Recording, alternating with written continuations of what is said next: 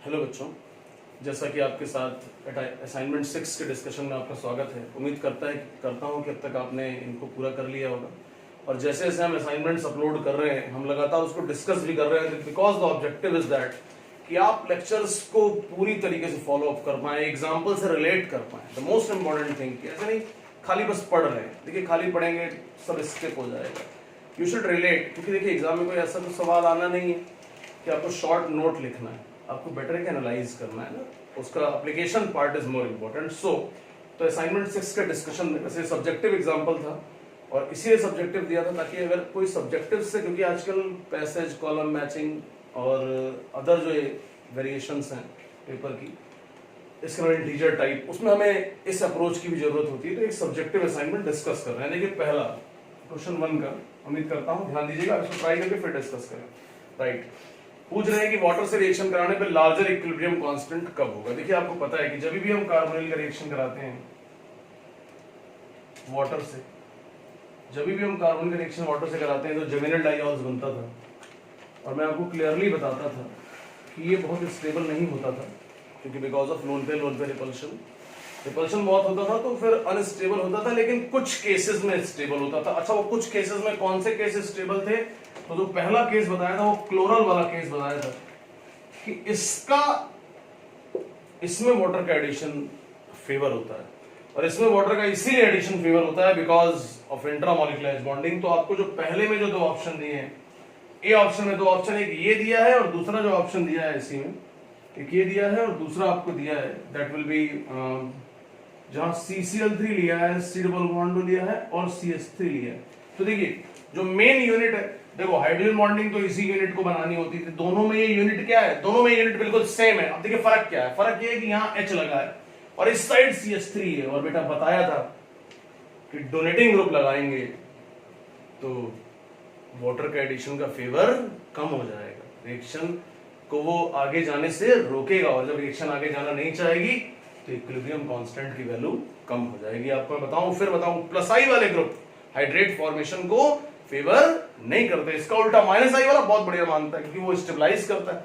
जबकि बताइए हाइड्रेट अब जैसे CH3 लगाओगे तो डोनेट करेगा, इस केस में डोनेटिंग है, इस केस में कोई डोनेटिंग ग्रुप नहीं है। देखिए मैं फिर बोल रहा हूं, देखिए CCl3 वाली यूनिट दोनों साइड सेम है, जो मेन यूनिट है जो इसका हाइड्रेट को स्टेबल बनाता है, तो ये तो सेम हो गया, तो इससे कोई दिक्कत नहीं। लेकिन जो H और CH3 में फर्क है, तो H कम से कम डोनेटिंग नहीं है, लेकिन CH3 डोनेट कर रहा है ना, डोनेट कर रहा है तो हाइड्रेट फॉर्मेशन को रिड्यूस कर देगा। इक्विलिब्रियम कांस्टेंट कोई पूछे किसका ज्यादा होगा तो हम कहेंगे ये ज्यादा बनाना चाहेगा, इसके लिए फेवर ज्यादा है, ये ग्रेटर जाएगा फॉरवर्ड रिएक्शन में, और अगर ये ग्रेटर जाएगा फॉरवर्ड में तो इसका इक्विलिब्रियम कांस्टेंट का वैल्यू भी उतना ज्यादा होगा। राइट, अब देखिए मैं बी एग्जांपल लेता हूं, सिमिलर टाइप का एग्जांपल। फिर हम देखिए डोनेटिंग लगा, बी में क्या किया, एक साइड ये रिंग है 6 की, एक साइड रिंग है 6 की, बेंजल्डिहाइड बहुत कॉमन, और दूसरे में क्या किया, मिथाइल OMe लगा दिया पैरा पे। अब ये फिर गड़बड़ कर देगा, क्योंकि आपको पता है कि जैसे ही हम डोनेटिंग, जैसे ये है OMe, अब आप जानते हैं OMe में क्या है, समझते हैं यार, ये प्लस आर लिखाता है, प्लस आर माइनस आई, और सब जानता है प्लस आर डोमिनेटिंग है, ये डोनेट करेगा इलेक्ट्रॉन, और जब बेटा ये डोनेट करना शुरू करेगा तो बताओ हाइड्रेट फॉर्मेशन की टेंडेंसी कम हो जाएगी, ये उतना बढ़िया हाइड्रेट नहीं बना पाएगा। तो बी में कौन सा बेटर है? तो बी में फिर से ये बेटर, तो दोनों में यही बेटर थे, कोई दिक्कत नहीं, बिकॉज हमने अगले में OMe डोनेटिंग ग्रुप लगाया, और जैसे ही डोनेटिंग ग्रुप लगाओगे हाइड्रेशन की टेंडेंसी कम हो जाती है। सिमिलरली आप सी ऑप्शन देखें, पहले का सी हमें लगता है, तो पहले का सी अगर डिस्कस करें, समझ आ रही होगी बात, ध्यान दीजिएगा। तो पहले का अगर हम सी ऑप्शन देखें, तो सी ऑप्शन देखें तो सी ऑप्शन क्या है, एक में दोनों साइड लगाया है, दिस वन 6 की रिंग है, और दूसरे साइड ये वाला सेटअप है जहां पे दोनों में पैरा पे नाइट्रो लगाया है, यहां पे भी और इस जगह पे भी। आपको पता है withdrawing group hydrate formation tendency को बढ़ाते हैं, तो बताओ इसमें तो कोई विड्रॉइंग लगाया नहीं, लेकिन यहाँ पे भी नाइट्रो लगा दिया, खूब खींच रहा होगा, यहाँ भी नाइट्रो लगा दिया, खूब खींच रहा होगा, तो हाइड्रेशन टेंडेंसी को क्या करेगा, बढ़ाएगा। तो पहले का सी ऑप्शन में सेकंड वाला बेटर है। फिर अगला सवाल, बहुत बेहतरीन सवाल, ये कि एक अजीब सी रिएक्शन आपको लग रही होगी कि कह रहे हैं एसीटोन लिया है, एसीटोन लिया, ठीक है, बहुत बढ़िया सवाल है। कहते हैं इसका रिएक्शन, देखिए ये नॉर्मल ऑक्सीजन, नॉर्मल ऑक्सीजन मतलब इसमें कोई आइसोटोपिक पार्ट नहीं है, इसमें कोई आइसोटोप नहीं ऑक्सीजन का यूज किया है, और इसकी रिएक्शन कराया वाटर से, जहां पे कि एक वाटर में ऑक्सीजन का O18 यूज कर रहा है। भाई नॉर्मल ऑक्सीजन में जो ऑक्सीजन का एटॉमिक मास होता है वो 16 होता है, यहाँ पे क्या है कि 18, मतलब 16 ग्राम, मतलब एटॉमिक मास तो नहीं बोलना चाहिए, मास नहीं, एटॉमिक कहते हैं मास नंबर। तो बताओ ऑक्सीजन का मास नंबर यहाँ पे कितना है, 16 है, वहां पे कितना है, 18 है, राइट। तो अगर हम इसकी बात करें CH3 C डबल बॉन्ड और CH3 वाटर O18 से रिएक्शन कराया तो होगा क्या, बताओ फिर हाइड्रेट बनेगा, और बनेगा कैसे, तो यहां तो OH ही हो जाएगा, और यहाँ CH3 है, और यहाँ O18 वाला पार्ट आएगा। लेकिन अच्छे से आपको पता है, अच्छे से आपको पता है बेटा कि ये स्टेबल हाइड्रेट नहीं है, तो बताओ वाटर दोबारा से निकलना होगा, और जब वाटर दोबारा से निकलना होगा, सवाल है कि कहां से OH निकालोगे, नीचे से या ऊपर से। तो मैं आपको एक इंपॉर्टेंट कॉन्सेप्ट बताता हूं, जो आइसोटोप ज्यादा भारी होता है, जिस आइसोटोप में वजन ज्यादा होता है, उसका कार्बन के साथ बॉन्ड भी स्ट्रॉन्ग होता है। तो मैं आपको बताऊं जो O18 है, इसका बॉन्ड C से स्ट्रॉन्गर होगा, और अगर ये C से स्ट्रॉन्गर होगा तो ये बॉन्ड ब्रेक नहीं होगा, बल्कि ऊपर वाला OH और यहां से H निकलेगा, मतलब बनेगा क्या, तो CH3 C double bond O18 और CH3। बेहतरीन सवाल है, क्योंकि देखिए बहुत कॉमन मिसकॉन्सेप्शन होता है कि हमें हाइड्रेट तो बना देते हैं, लेकिन जब हम, क्योंकि मालूम है कि इसका हाइड्रेट स्टेबल नहीं होता, तो जैसे ही तुम आइसोलेट करने की कोशिश करोगे ना, दोबारा वाटर निकलेगा। सवाल है वाटर कहां से निकाले, ऊपर का OH ब्रेक करे या नीचे का। तो हमने क्लियर बताया कि ये जो O है, ये जो पर्टिकुलर नीचे वाला O है, ये O18 है, वजन ज्यादा है, और अगर वजन ज्यादा है ना तो स्ट्रॉन्गर बॉन्ड, स्ट्रॉन्गर बॉन्ड है, तो ये बॉन्ड ब्रेक नहीं होगा, ऊपर वाला OH और H निकल जाएगा, you will get what you want, right. इसका third reaction I think very straight, हमने कहा कि बेंजल्डिहाइड और एसीटोन की रिएक्शन आपको अमोनिया डेरिवेटिव से करानी है, उनके नाम लिखना है। देखिए मैं लिख के दिखाता हूं, बहुत clear. Benzaldehyde is a very common molecule, एक हम बेंजल्डिहाइड का लिख दे रहे हैं, आप समझ जाएंगे। बेंजल्डिहाइड है कुछ रिएक्शन, उनके नाम, जैसे ये बेंजल्डिहाइड है, मतलब बेटा तरीका बताया था कैसे करते थे, वाटर निकालते थे। तो जो सबसे पहला है कि इसकी रिएक्शन हम ऑक्साइम से कराते हैं, तो ऑक्साइम बेटा हमने कहा था H2 इधर करके लिख लीजिएगा, और सिंपली अब वाटर निकालिएगा। सब्जेक्टिव असाइनमेंट बनेगा क्या, तो आप जानते हैं benzaldehyde CH double bond N और OH, नाम क्या लिखोगे, it's name is benzaldehyde oxime, it's name is benzaldehyde oxime.